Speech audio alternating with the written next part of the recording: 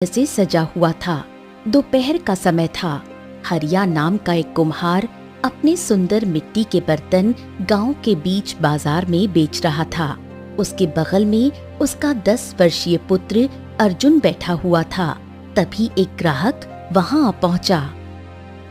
अरे देखो हरिया, तुम्हारे बनाए हुए मिट्टी के खिलौने बस तुम्हारे गांव तक ही सुंदर, मजबूत और टिकाऊ होते हैं, मगर जैसे ही वो तुम्हारे गांव की सीमा पार करते हैं वो टूट जाते हैं।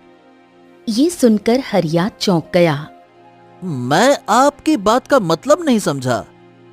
अरे भैया, मतलब ये है कि तूने जो मिट्टी के खिलौने बेचे थे बेकार निकले, वो बेकार। मेरा कितना नुकसान हुआ क्या तुझे पता है? अब उसकी भरपाई कौन करेगा? तेरा बाप। देखो, नफा नुकसान धंधे व्यापार में लगा रहता है, लेकिन इसका मतलब ये नहीं है कि तुम मुझसे बदतमीजी करोगे और मेरे पिता से इस तरह से बात करोगे। बहुत गलत बात है ये। तभी ग्राहक ने हरिया का गिरेबान पकड़ लिया। अबे छोटंके, चड्ढी में मूतने के दिन गए नहीं और बाप बाप की बात करता है। शुक्र मना कि तुझे मारा नहीं। आज प्रीतमपुर गांव में मेला लगा हुआ है। तुझसे जो बर्तन मैंने खरीदे थे उन्हें ज्यादा दाम पर बेचने वाला था, पर अब नहीं बेच पाऊंगा क्योंकि तेरे सारे मिट्टी के बर्तन बेकार निकले। मैं तुझे 2 दिन का समय देता हूँ। 2 दिन के अंदर अंदर मुझे मेरे सारे पैसे वापस चाहिए, समझा? इतना कहकर ग्राहक वहां से चला गया। हरिया चुपचाप आंखों में आंसू लिए बैठा रहा। पिताजी, मेरी समझ में नहीं आता कि हम इतनी मेहनत से मिट्टी के बर्तन बनाते हैं, फिर भी हमारे मिट्टी के बर्तन टूट क्यों जाते हैं। ये पहली बार नहीं है कि कोई ग्राहक शिकायत लेकर आया है। हर रोज कोई न कोई आता है और आपको अपमानित करता है। मुझे अच्छा नहीं लगता। आप मेरे पिताजी हैं ना, जबकि दूसरे कुम्हार लोगों के बर्तन नहीं टूटते। ऐसा क्यों पिताजी? हाँ, सब बताऊंगा बेटा, सब बताऊंगा। रात के समय तुझे सारी बात समझाऊंगा। चल। शाम के वक्त हरिया बाजार समेटकर अपने घर चला गया। घर पहुंचते ही उसकी पत्नी शांति उसका उतरा हुआ चेहरा देखकर बोली, क्या हुआ? आपका चेहरा क्यों उतरा हुआ है? अरे कुछ नहीं शांति, बस थोड़ी सी थकान हो गई है और कुछ नहीं। नहीं माँ, आज ना फिर एक ग्राहक शिकायत लेकर आया और पिताजी से बदतमीजी करने लगा। उसने पिताजी का गिरेबान तक पकड़ लिया। हाँ। ये सुनकर शांति के चेहरे पर क्रोध झलकने लगा। उस ग्राहक ने आपका सरेआम बाजार में गिरेबान पकड़ लिया और आपको अपमानित किया और आप चुप रहे। अरे शांति, मैं करता भी तो क्या करता, उसकी शिकायत जायज थी। अरे भाई, तुम तो जानती हो कि हम जो मिट्टी इस्तेमाल करते हैं उसकी गुणवत्ता बहुत खराब होती है। मैंने उसके खिलौने उसी मिट्टी से बनाए थे जो टूट गए। अब 2 दिन में मुझे पैसों का इंतजाम भी करना है। समझ नहीं आ रहा कि क्या करूं, कैसे करूंगा। हाँ। इतना कहकर हरिया गहरी सोच में चारपाई पर बैठ गया और शांति खाना बनाने लगी। मैं समझा नहीं पिताजी, क्या मिट्टी में भी गुणवत्ता होती है? हाँ बेटा, हम जिस मिट्टी से बर्तन बनाते हैं वो जल्दी टूट जाती है। अच्छा, तो फिर अच्छी मिट्टी कहाँ मिलती है पिताजी? बेटा, हमारे गांव में बहुत सारे खेत हैं, जैसे सुखिया चाचा का खेत, धनिया चाचा का खेत। उनके खेतों की मिट्टी बहुत अच्छी होती है, मजबूत और टिकाऊ। हाँ, मगर वो अपने खेत की मिट्टी लेने ही नहीं देते। ओह, लेकिन क्यों पिताजी? क्योंकि गांव के जमींदार का आदेश है कि कोई भी कुम्हार खेत की मिट्टी नहीं ले सकता। हाँ, लेकिन आखिर जमींदार को क्या समस्या है? ये सुनकर हरिया मुस्कुरा उठा और अपने बेटे की ओर देखकर कहने लगा, बहुत सवाल करते हो बेटा, और जो बच्चे सवाल करते हैं वो बड़े होकर बहुत बुद्धिमान निकलते हैं। अच्छा, जानते हो हमारा गांव कुम्हारपुरा क्यों कहलाता है? क्यों पिताजी? क्योंकि 75% यहाँ पे कुम्हार रहते हैं और बाकी के 25% किसान। अब दूर दराज से व्यापारी यहाँ से मिट्टी के खिलौने और बर्तन खरीदने आते हैं। जमींदार चाहता है कि जैसे उसने किसान को कर्ज देकर गुलाम बना लिया है, वैसे ही कुम्हारों को भी बना ले। वो चाहता है कि हर किसान अपने खेत की मिट्टी कुम्हारों को बेचकर धन कमाए। और मनुष्य का स्वभाव तो जानते हो बेटा, लालची होता ही होता है। तभी शांति जो रसोई में थी चौंक कर बोल पड़ी, तो क्या आप आज रात मिट्टी चुराएंगे? हाँ, मजबूरी है। मिट्टी खरीदने के लिए पैसे नहीं है और मुझे किसी भी हालत में 2 दिन में उस ग्राहक को नए बर्तन देने होंगे, नहीं तो मेरी बहुत बड़ी बेइज्जती हो जाएगी। आधी रात के समय हरिया अपने पुत्र अर्जुन से बोला, चलो सुखिया चाचा के खेत में चलते हैं, वहां से कुछ मिट्टी चुरा कर ले आते हैं। आज रात ही बर्तन बनाकर तैयार कर देते हैं, 2 दिन बाद बर्तन और खिलौने सूख जाएंगे। हाँ हाँ ठीक है पिताजी, चलो। ये सुनकर शांति घबरा गई। और अगर कहीं सुखिया चाचा ने आपको देख लिया तो कहीं वो पकड़ ना ले। ओहो, चिंता क्यों करती हो भाग्यवान, कुछ नहीं होगा। अब मुझे केवल उसके खेत की थोड़ी सी मिट्टी चाहिए, कौन सा उसके तिजोरी का धन उठा रहा हूं मैं। चिंता मत करो, मैं आता हूं। इतना कहकर हरिया ने अपने पुत्र अर्जुन को एक बोरी दे दी और कहा, चलो बेटा जल्दी चलो, आराम से चलना, हल्ला गुल्ला मत करना, है ना।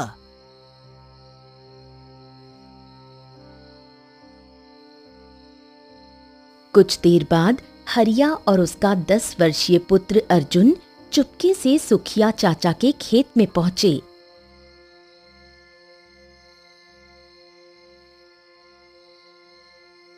हरिया मिट्टी खोदकर बोरी में भरने लगा।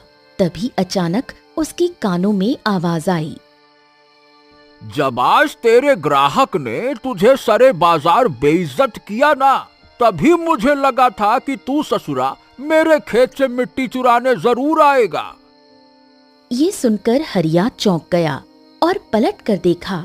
उसके पीछे सुखिया चाचा क्रोधित अवस्था में खड़े थे।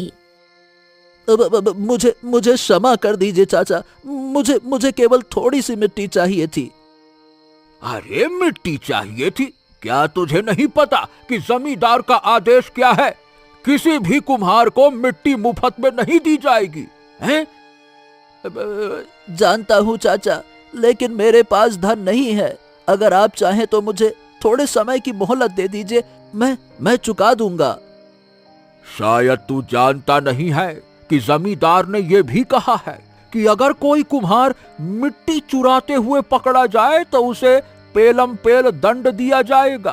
हाँ, चल चल तू।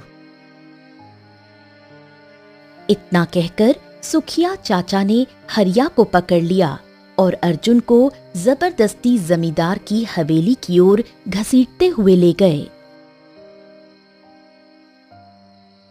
जमींदार ने हरिया और उसके पुत्र को देखा तो चौंक गया। सुखिया चाचा ने सारी घटना विस्तार से सुनाई। जमींदार, ये दोनों बाप बेटे मेरे खेत से मिट्टी चुरा रहे थे। मुझे लगा इन्हें पकड़कर आपके पास लाना चाहिए, इसीलिए ले आया हूँ। अब आप जैसा ठीक समझें वैसा करें। ये रहे अपराधी। इतना कहकर सुखिया चाचा वहां से चला गया। क्यों भैया, क्या तुझे मेरा आदेश नहीं पता है क्या कि कोई भी कुम्हार मिट्टी चुराए कोई समस्या नहीं, लेकिन तूने चुराई तो बात अलग है। ये सुनकर हरिया की आंखों से आंसू निकल आए। अब आखिरकार आप मुझसे इतनी दुश्मनी क्यों निभा रहे हैं? जमींदार क्रोधित हो गया और तुरंत एक कमरे में चला गया। वो मिट्टी का एक खिलौना लेकर आया और हरिया के सामने रख दिया। ये देख इसे तू ध्यान से, बता पहचानता है इसको? हाँ हाँ, मैंने ही बनाया था। जानता है तू, कुछ वर्ष पहले ये मिट्टी का खिलौना मेरी पुत्री से बातचीत करता था। ये सुनकर अर्जुन चौंक गया। हैं? ऐसे कैसे संभव हो सकता है? बिल्कुल संभव है। अबे छुटंके, क्योंकि तेरा ही पिता उस समय जंगल से कहीं से शायद कोई जादुई मिट्टी लाया था, जिससे उसने ये खिलौना बनाया। उस समय तेरे पिता के खिलौने बहुत बिकते थे। हर राज्य का व्यापारी केवल उसी से खरीदना चाहता था। बाकी कुम्हारों के बर्तन कोई देखना तक नहीं चाहता था। लेकिन फिर अचानक क्या हुआ? अचानक हुआ ये कि मिट्टी के खिलौने ने बात करना बंद कर दी और तेरे पिता के सारे ग्राहक गायब हो गए। मुझे ये जानना है कि वो मिट्टी लाया कहां से था। बता, कहां से लाया था वो मिट्टी? देखिए देखिए जमींदार जी, मुझ पर विश्वास कीजिए, मुझे सच में याद नहीं आता कि वो मिट्टी मुझे जंगल में कहाँ मिली थी। जब मैं उसे लेकर आया था तब बस एक आवाज आई थी, लालच के लिए मुझे कभी इस्तेमाल मत करना। और मुझसे वही गलती हो गई। जब धन आने लगा तो लालच भी बढ़ गया और बस सब खत्म हो गया। जमींदार ने गुस्से में मिट्टी का खिलौना फेंक दिया और डंडा उठाकर हरिया को पीटने लगा।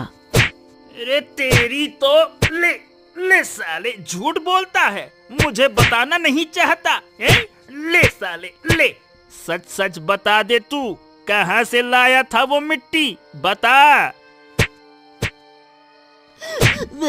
मेरे पिताजी को मत मारो मेरे पिताजी को। जमींदार ने मारना बंद कर दिया। अरे दफा हो जाओ यहाँ से। आज के बाद अगर तूने इस गांव की किसी भी खेत की ओर नजर उठाकर भी देखा तो मुझसे बुरा कोई नहीं होगा। भाग यहाँ से साले। हरिया कराहता हुआ अपने पुत्र अर्जुन को लेकर घर लौट आया। अर्जुन रोते हुए अपनी मां शांति को सारी घटना सुनाने लगा।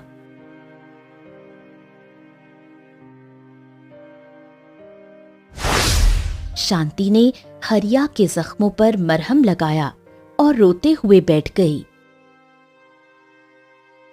कुछ देर बाद हरिया ने अपने बेटे अर्जुन को पास बुलाया। बेटा, तुम तो बहुत सवाल करते हो ना बेटा। आज तुमने जो कुछ भी सुना, क्या उसके बारे में कोई सवाल नहीं करोगे? नहीं पिताजी, आज मैं कोई सवाल नहीं करूंगा। जमींदार ने आपको जिस तरह से मारा, मैं इसे कभी नहीं भूलूंगा। ऐसे कौन मारता है? शांत हो जाओ बेटा, शांत हो जाओ। मैंने जमींदार से जो कहा वो सब कुछ सच था। जंगल में एक जगह है जहां जादुई मिट्टी का शासन है। वो मिट्टी इंसानों से बात करती है, लेकिन अगर कोई लालच से उसका इस्तेमाल करे तो वो मिट्टी उसे बर्बाद कर देती है। बेटे, मुझे तुम पर पूरा भरोसा है। अगर तू इस मिट्टी को दोबारा पा गया तो तू अपनी बुद्धिमानी से उसका सही इस्तेमाल करेगा ना? बोल हाँ। हरिया ने बेटे की आंखों में देखते हुए कहा, हाँ, और अपने पिता के अपमान का बदला जरूर लेगा। बोल हाँ, लेगा ना? इतना कहकर हरिया चुप हो गया। अब जाकर सो जा बेटा। अर्जुन चुपचाप जाकर सो गया।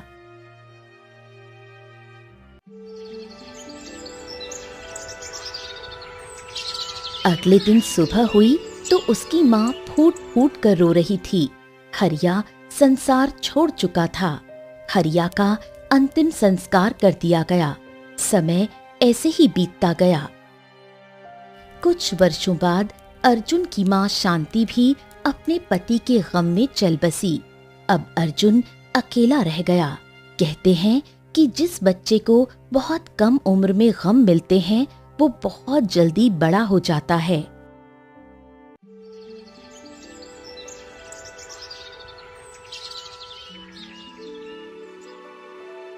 अर्जुन गांव के बाजार में मिट्टी के बर्तन और खिलौने बेच रहा था। अरे भैया, मिट्टी के बर्तन, मिट्टी के खिलौने ले लो। मजबूत है, टिकाऊ है, एकदम ऐसे कि पत्थर पर फेंको चाहे पहाड़ से फेंको, नहीं है ये टूटने वाले। अरे मेरे मिट्टी के बने बर्तन हैं चट्टान से भी मजबूत। ले लो ले लो ले लो, मिट्टी के बर्तन ले लो, मिट्टी के खिलौने ले लो। बहन जी दिखाऊं क्या? देख लो। इसमें तो कोई शक की बात नहीं है अर्जुन भैया। अगर तुम्हारे बनाए हुए खिलौने सच में चट्टान से भी ज्यादा मजबूत हैं, तो लाओ अपने सारे खिलौने मुझे दे दो। इतना बोलकर ग्राहक ने अर्जुन को मुद्राओं की पोटली पकड़ा दी और अर्जुन ने उसे सारे मिट्टी के खिलौने और बर्तन दे दिए। अर्जुन खुशी खुशी अपने घर लौट आया।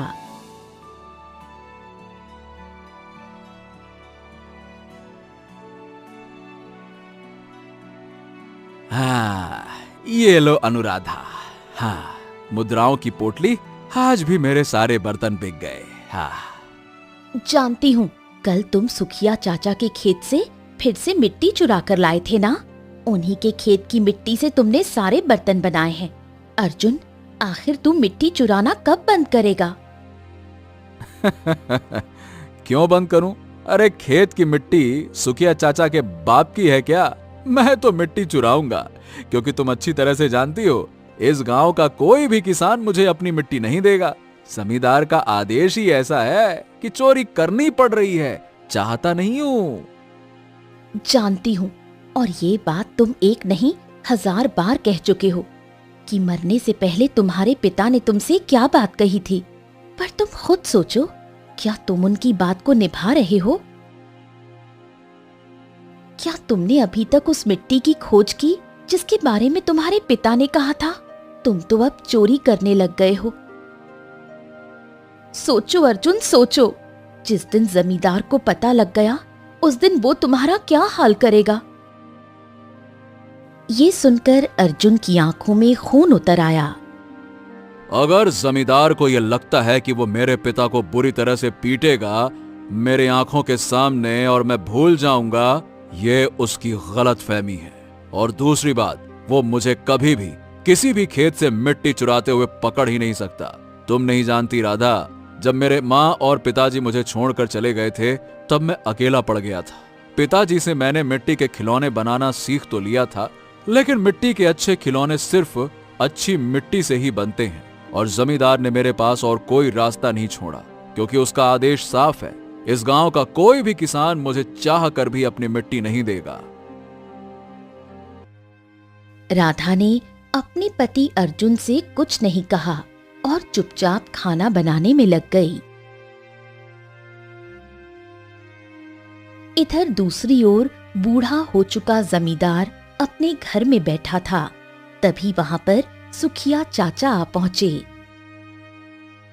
जमींदार, देखो भाई, मेरे कानों में रोज खबरें आ रही हैं कि अर्जुन रात के समय मेरे खेत से मिट्टी चुरा रहा है। हैं?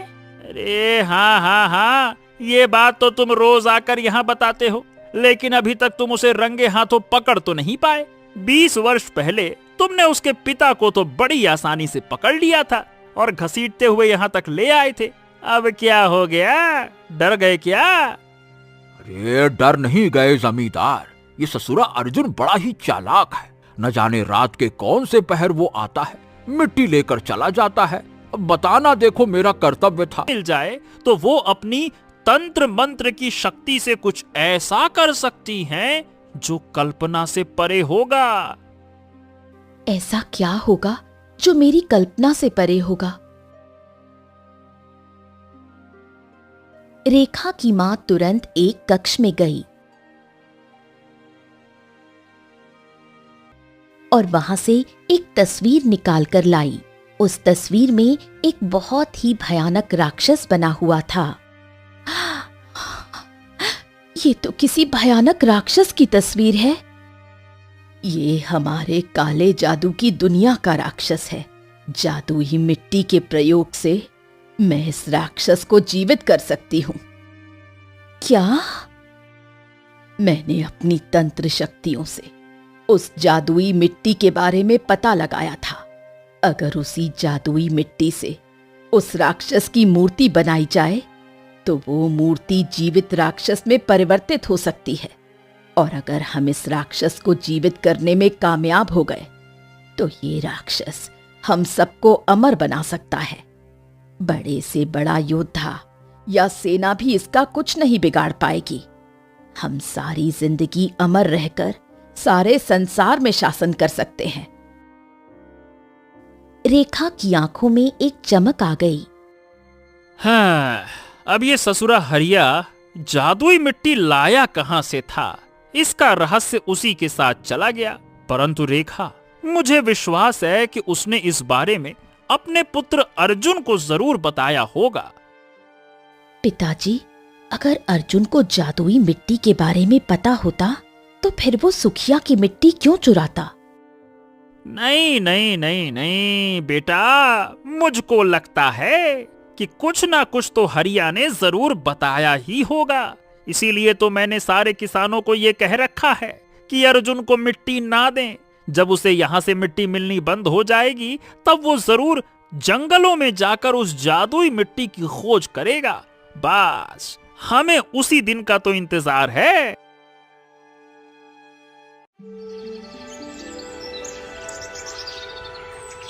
अगले दिन अर्जुन गांव के बाजार में मिट्टी के बर्तन बेच रहा था। तभी वहां पर जमींदार आ गया। वो गुस्से से अर्जुन की ओर देखकर बोला, अरे ओ मिट्टी चोर, तूने जितनी चोरी करनी थी कर ली, समझा? अब मैं तुझे और चोरी नहीं करने दूंगा। ये मिट्टी के बर्तन क्यों बेच रहा है रे? हैं? ये मिट्टी के बर्तन तूने सुखिया के खेत से चुराई हुई मिट्टी से बनाए हैं। ये सुनकर अर्जुन क्रोधित हो गया। और आप ये इतना दावे के साथ कैसा कह सकते हैं जमींदार? अरे खुद को बड़ा चालाक समझता है। सुखिया रोज शिकायत लेकर आ रहा है कि तू उसके खेत से मिट्टी तो चुरा रहा है। अब ये अलग बात है कि वो तुझे रंगे हाथों अभी तक पकड़ नहीं पाया। हाँ, तो जब पकड़ लेना तब ऐसी बातें करना। शक के आधार पर तुम मुझ पर आरोप नहीं लगा सकते, समझे?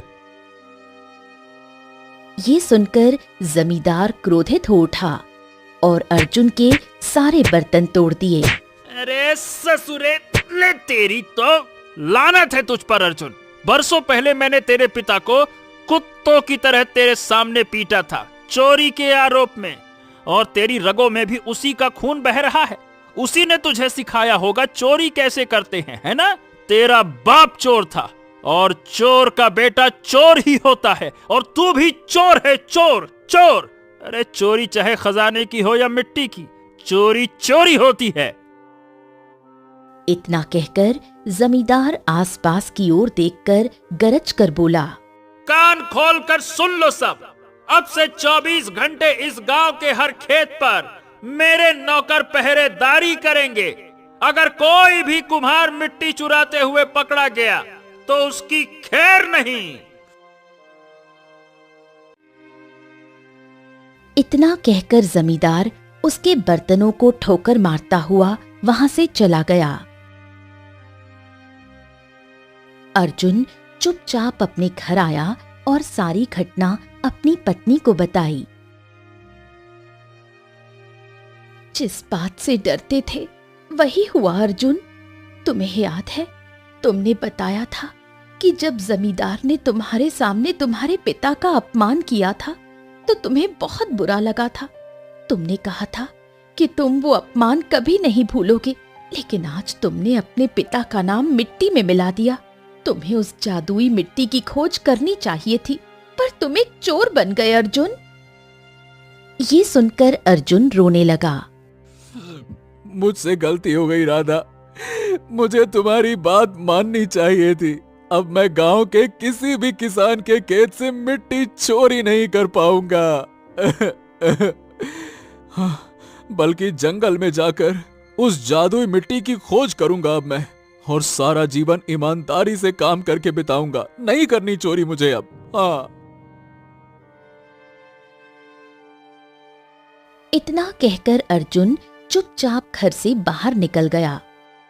तभी राधा दौड़ती हुई आई और बोली, कहाँ जा रहे हो तुम? राधा, अब मैं इस घर में तभी लौटूंगा जब मैं उस जादुई मिट्टी की खोज कर लूंगा जिसके बारे में मेरे पिता ने मुझे बताया था। मैं अब भी ये जानना चाहता हूं कि आखिरकार उस मिट्टी का रहस्य क्या है जिसने मेरे पिता को शुरुआत में धनवान तो बना दिया, लेकिन फिर बाद में इतना गरीब कर दिया कि कोई भी ऐरा गहरा नत्थु गहरा उनका गिरेबान तक पकड़ लेता था। मैं जानना चाहता हूं ये रहस्य क्या है।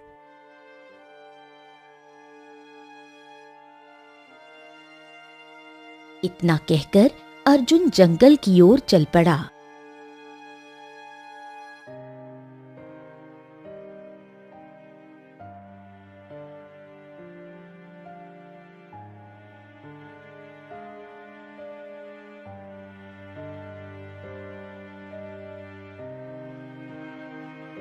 अर्जुन कई दिन तक जंगल में भटकता रहा, लेकिन उसे जादुई मिट्टी का नामो निशान तक नहीं मिला। थक हार कर वो एक वृक्ष के नीचे बैठ गया। हाँ, जंगल में भटकते हुए तो कई दिन हो गए, लेकिन मुझे तो कोई भी जादुई मिट्टी का नामो निशान नहीं मिला। लगता है मुझे निराश होकर वापस ही लौटना पड़ेगा। हो। तभी उसके कानों में एक थकी हुई आवाज टकराई। अर्जुन ने देखा सामने एक बूढ़ा व्यक्ति जमीन पर गिरा हुआ कराह रहा था। अर्जुन दौड़ता हुआ उसके पास जा पहुंचा। अरे बाबा, आप इस जंगल में क्या कर रहे हैं? अरे बेटा, जंगल ही मेरा घर है। मैं यहाँ से गुजर रहा था, अचानक से पैर में लग गई और गिर पड़ा। बहुत तेज प्यास लगी है। प्यास के मारे मेरा गला सूखा जा रहा है। अच्छा अच्छा अच्छा, आप चिंता मत कीजिए। मैं अभी पानी की तलाश करके आपको पानी पिलाता हूं, रुकिए। इतना बोलकर अर्जुन तालाब की तलाश में निकल गया।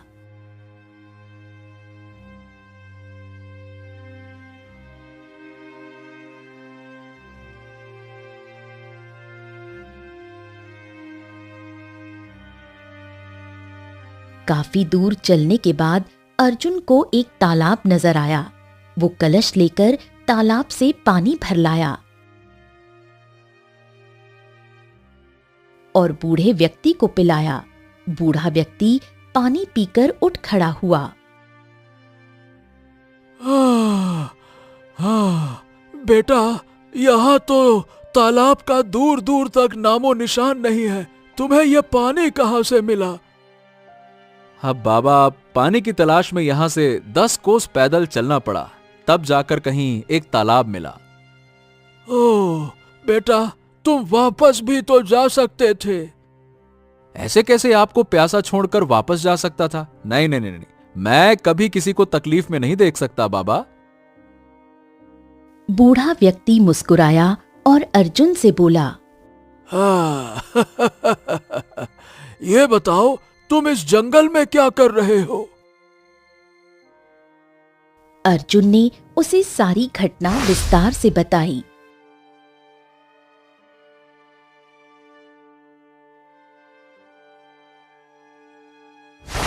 ओह, तो समझ लो, तुम्हें तुम्हारे पुण्य का फल मिल गया है बेटा। सुनो, यहाँ से दाहिनी दिशा की ओर चलो, तुम्हें जादुई मिट्टी मिल सकती है। क्या? आपको कैसे पता? तुमसे कहा था ना मैंने कि जंगल में रहस्य छिपा है। लेकिन बाबा, मैं उस मिट्टी को पहचानूंगा कैसे? मुझे तो हर मिट्टी साधारण ही लग रही है। देखो बेटा, जब तुम उस मिट्टी के पास से गुजरोगे तो वो मिट्टी तुमसे बात करेगी। वो मिट्टी तुम्हारा नाम लेकर तुम्हें पुकारेगी और यही उस जादू की निशानी होगी। हाँ। इतना कहकर बूढ़ा व्यक्ति वहां से चला गया। अर्जुन चुपचाप बताई गई दिशा की ओर बढ़ चला।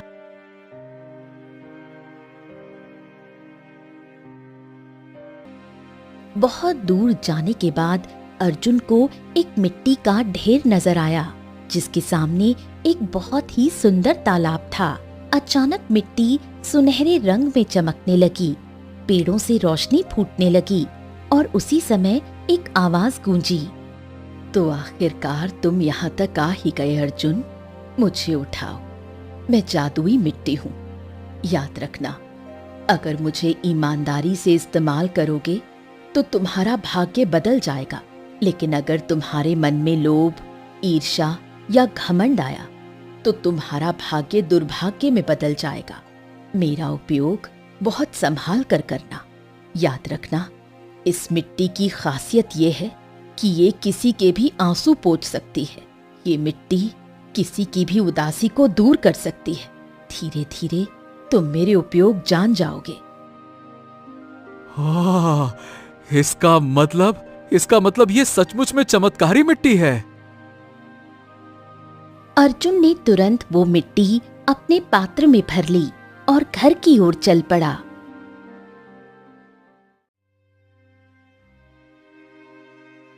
मगर वो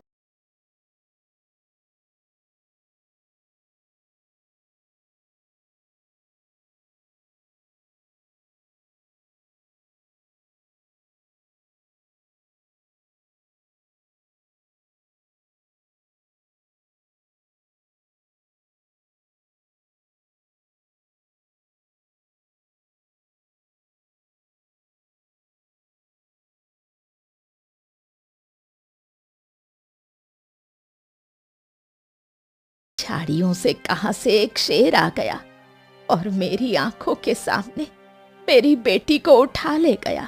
तब से मैं कभी अपने घर वापस नहीं गई।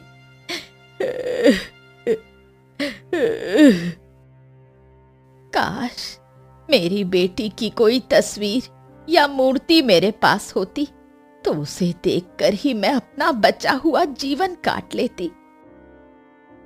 ये सुनकर अर्जुन चौंक गया। हो, आपका दुख सुनकर मुझे बहुत बुरा लगा। मैं एक कुम्हार हूँ, मिट्टी के बर्तन और खिलौने बनाता हूँ। आप मुझे बताइए, आपकी बेटी कैसी दिखती थी? मैं आपकी बेटी की मूर्ति बनाने का पूरा प्रयास करूंगा। उसे देखकर शायद आपका मन थोड़ा हल्का हो जाए। बूढ़ी औरत के होठों पर एक चमक आ गई। वो अर्जुन को अपनी बेटी का हुलिया बताने लगी। कुछ देर में अर्जुन ने वैसी ही एक छोटी सी गुड़िया जादुई मिट्टी से बना दी और बूढ़ी औरत को दे दी। अचानक रंग बिरंगी रोशनी से वो मिट्टी की सुंदर गुड़िया एक वास्तविक लड़की में परिवर्तित हो गई। मेरी बेटी जीवित हो गई। बरसों बाद मुझे मेरी बेटी मिल गई। इतना कहकर उसके आंसू गायब हो गए और होठों पर मुस्कान आ गई। अरे वाह! इसका मतलब जादुई मिट्टी ने सच कहा था। ये मिट्टी किसी के होठों पर मुस्कुराहट वापस ला सकती है। तुमने तो मेरी बेटी को दोबारा जीवित कर दिया। क्या नाम है तुम्हारा बेटा? मेरा नाम अर्जुन है। मैं कुम्हारपुर गांव का रहने वाला हूँ। तुम्हारे साथ जो भी चमत्कार हुआ बूढ़ी अम्मा, कृपया करके बस इसे किसी को बताना मत। इसे हमेशा ही रहस्य रखना, ठीक है ना? चलो अब मैं चलता हूँ। इतना कहकर अर्जुन वहां से चला गया।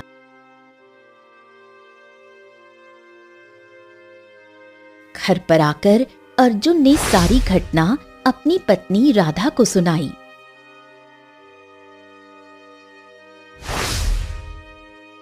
बहुत अच्छा हुआ अर्जुन, तुमने अपने पिता का सपना पूरा कर दिया। अर्जुन ने दिन भर जादुई मिट्टी से खिलौने बनाए।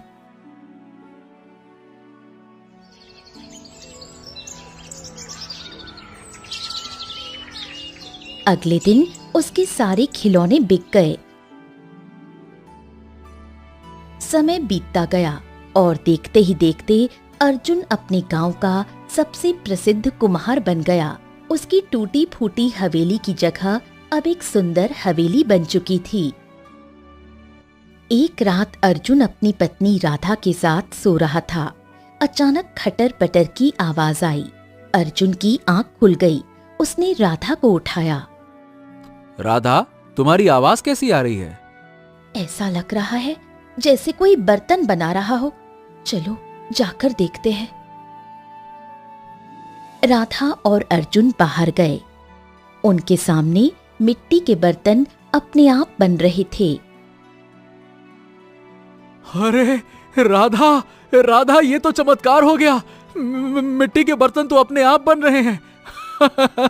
हाँ हाँ, और कितने सुंदर बर्तन बन रहे हैं। तभी जमींदार अपनी पत्नी और पुत्री रेखा के साथ तलवार लेकर आ पहुंचे। मुझे इसी दिन का तो इंतजार था। जमींदार, तुम यहाँ क्या कर रहे हो? अरे मूर्ख, अब ये सच सच बता तू कि ये जादुई मिट्टी तू कहां से लेकर आ गया? जब तेरा भाग्य बदलने लगा और तू गांव का सबसे प्रसिद्ध कुम्हार बन गया, तो ही मुझे समझ में आ गया कि बेटा तू जादुई मिट्टी दोबारा पा गया है। वही मिट्टी जो तेरे पिता हरिया के पास थी। अर्जुन चौंक गया। देखो, मिट्टी के बर्तन अपने आप बन रहे हैं। अरे देखती क्या हो, इस सारी मिट्टी को उठा लो। जमींदार की पत्नी ने मिट्टी को छुआ। अगले ही पल मिट्टी से काला धुआं निकला और वो एक सुंदर स्त्री में बदल गई। मूर्ख, क्या तुझे पता नहीं है कि इस मिट्टी को अगर कोई अपवित्र इंसान छुएगा तो उसका बुरा हाल होगा। कौन हो तुम? मैं मिट्टी की देवी हूँ, जादुई मिट्टी की मालकिन। सुंदर स्त्री ने अर्जुन की ओर देखा। तुम्हारा मन लालच से मुक्त था। तुम्हें जो बूढ़ा व्यक्ति जंगल में मिला वो मैं ही थी। मैंने तुम्हारी परीक्षा ली थी कि तुम जादुई मिट्टी के लायक हो या नहीं। तुम्हारे पिता हरिया भी उस परीक्षा से गुजरे थे, मगर वो लालची हो गए। उनका भाग्य बिगड़ गया, पर तुमने उनकी तरह नहीं किया। तुम जब से धनवान बने लोगों की मदद कर रहे हो। तुमने सबसे पहले मदद उस बूढ़ी औरत की थी जिसकी बेटी को शेर खा गया था। सुंदर स्त्री ने जमींदार की ओर देखा।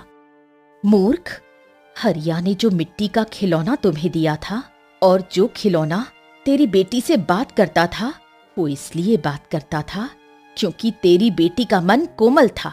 बच्चों का मन बुराई से दूर होता है, इसलिए मिट्टी की जादुई शक्ति सामने आई। तभी वही बुजुर्ग औरत 2 सैनिकों के साथ आ पहुंची जिसकी बेटी को जंगल में शेर खा गया था। आप वही बुजुर्ग औरत हैं जो मुझे जंगल में मिली थी? मैं इस राज्य की महारानी रुक्मणी हूँ। सालों पहले अपनी पुत्री के साथ जंगल में गई थी। तुम्हारे सामने मेरी बेटी शेर द्वारा मारी गई। तब से मैं महल नहीं लौटी। अब तुमने मेरी बेटी को दोबारा जीवित कर दिया। मैं तुम्हारा धन्यवाद करने आई थी, मगर मैंने जमींदार की साजिश भी सुन ली। जमींदार, उसकी पत्नी और बेटी को पकड़कर कारागार में बंद करो। अब वो कभी भी बाहर नहीं निकल पाएंगे।